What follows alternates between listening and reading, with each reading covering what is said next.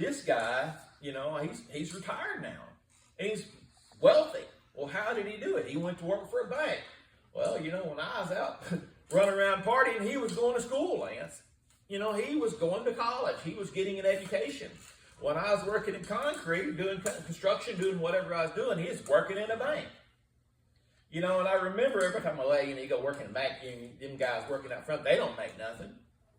Well, that's what you hear, that they don't make nothing. It's as later in the career, as you progress, that's when you start making the money. And, the thing is that he had a vision.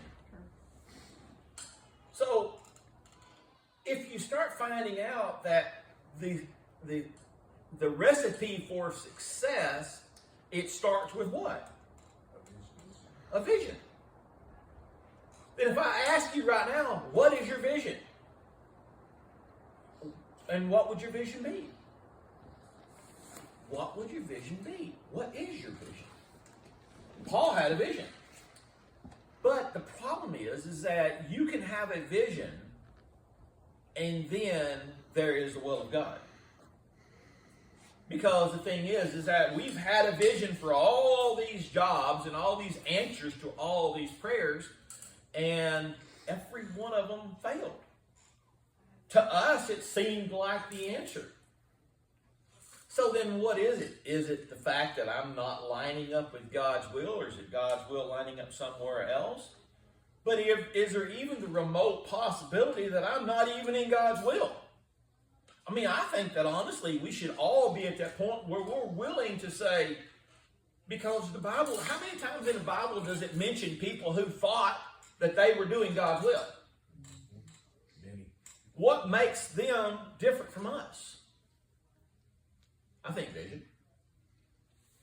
I think in my mind, because every time Zeke and I was talking about a thing this morning, and how you can normally tell if a thing is questionable, what is one of the first clues when a thing is questionable?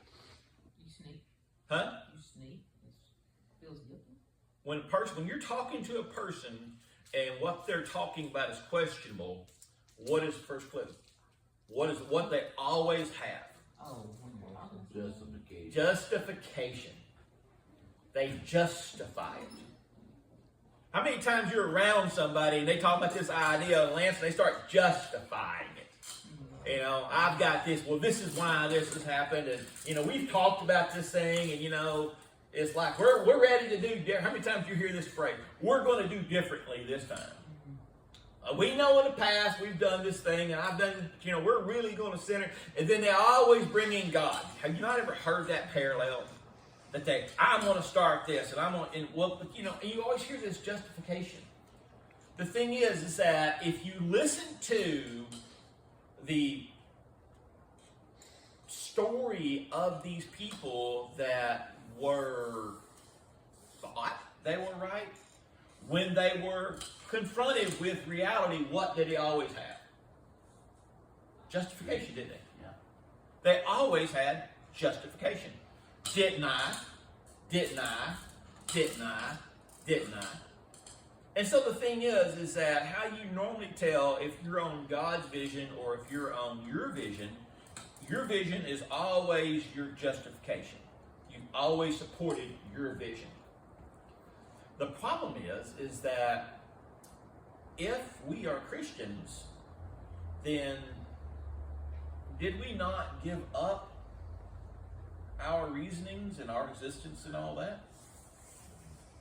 Because when we became Christians, did we not entering into a new role?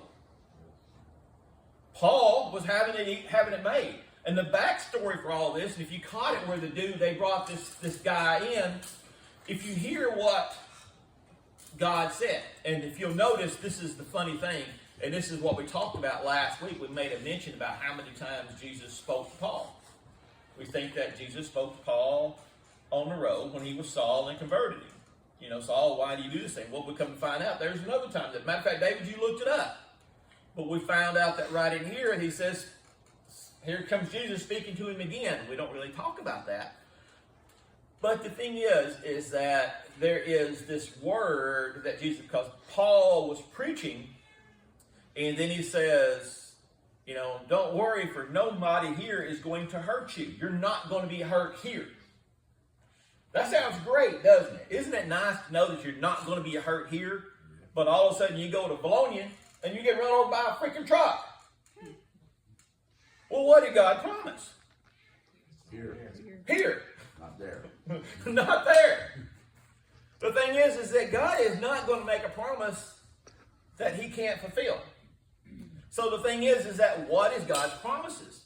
So you have to ask yourself this question. If you do not have a vision and then nothing is happening in your life, then guess what?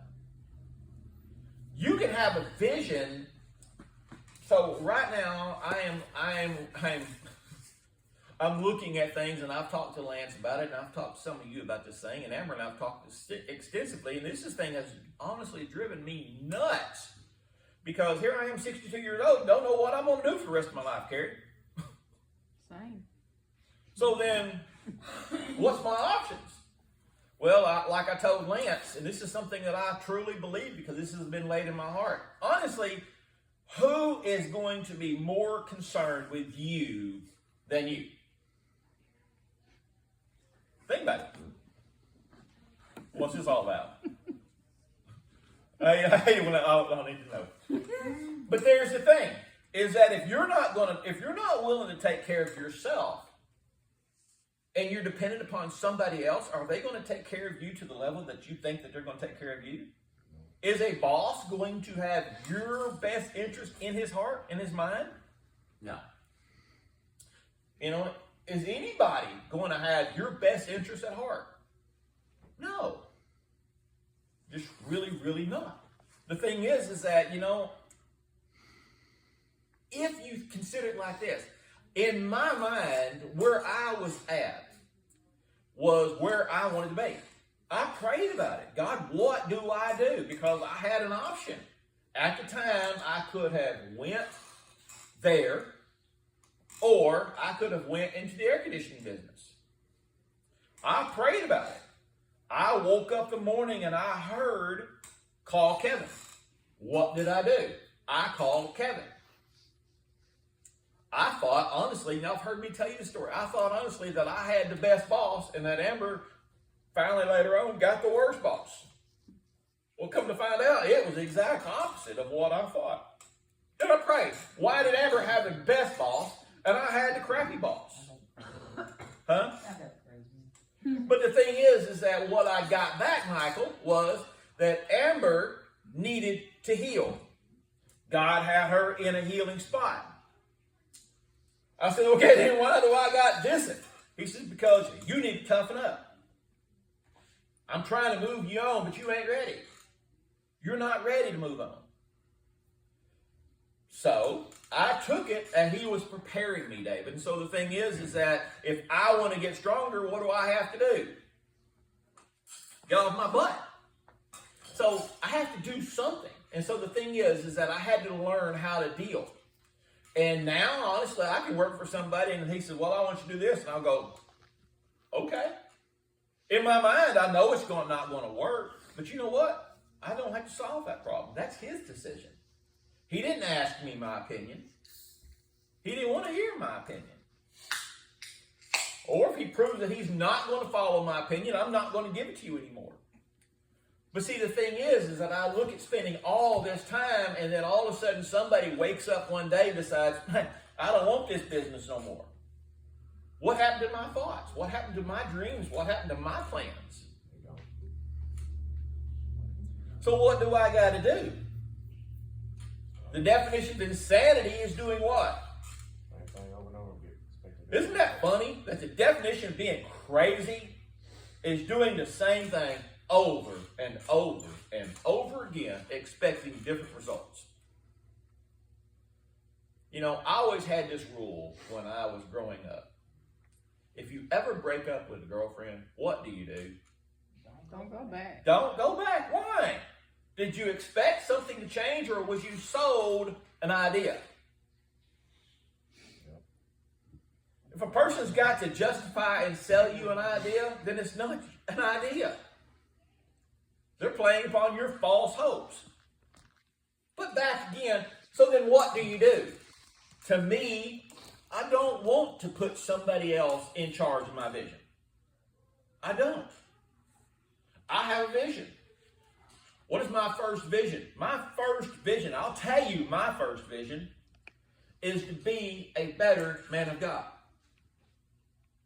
What does that entail? Everything. Put God first. Seek ye first the kingdom of heaven. You do and you feel and you act however you want to. But to me, I'm going to line my life up with the will of God. I know the plan here. I know the vision here. And I'm trying my best. You see, I had almost said that. I'm trying my best because now that's justification.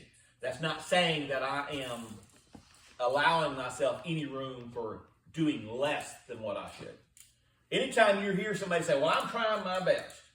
No, you're not. You just justified it. You just justified it. The thing is that we can always do better. I believe that God puts windows out for us to see. And I believe that if you're smart enough, you'll be able to see a thing or dream of a thing and not have to experience a thing. And what I mean by that is, okay, as an example, I had a dream because I was trying to decide where I want to be, what I wanted to do, what I'm going to have to do now. So I had a dream about working at another dealership again that I used to work at. And Lance, in this dream, I'm going through fighting with the insurance companies and fighting with all the people in the shop, going through. Amber, is that a real picture? That's a real picture. And then I'm sitting here, and I'm in my mind, David, I'm having this dream about having to deal with that stress again. I wake up. When I wake up, guess what I said? I don't want to do that no more. So then guess what I do? The next night or so, I have another dream. And in this other dream, guess what? I dream of doing this job now. And then as I dream of doing this job now, guess what I wake up and I hear? I don't want to do that no more. So I'm standing there, and I'm checking out at Home Depot, and I made a mention of this thing last week, and I'm standing there, and this guy, and I was telling you a story about the guy buying the mulch, and this guy was standing there, and he said, hey man, you need some help with that mulch? I'm instantly thinking, I don't want to do that, Kerry. I ain't going to do all that. But then I realized that if you want to succeed, that's the attitude that you have to have. Because a person who is willing to go up to a stranger and say, hey man, you need my help, is going to be a person who has the ambition to achieve something. And you're willing to lay aside your pride, you're willing to lay aside everything because your vision is what's important to you. Does that make sense? Your vision is what's important to you. Your pride, I learned a long time ago at Landers when I had to go back to work for Landers. And man, I was just humiliated of what they was trying to do and made me just look, and I didn't really care. Because I learned right then that pride is what they serve on a hungry man's plate. I had no pride. I didn't care. I just wanted to check. But see, now I'm at this point in my life where I'm like, do I want to go back to the routine of hating Monday again?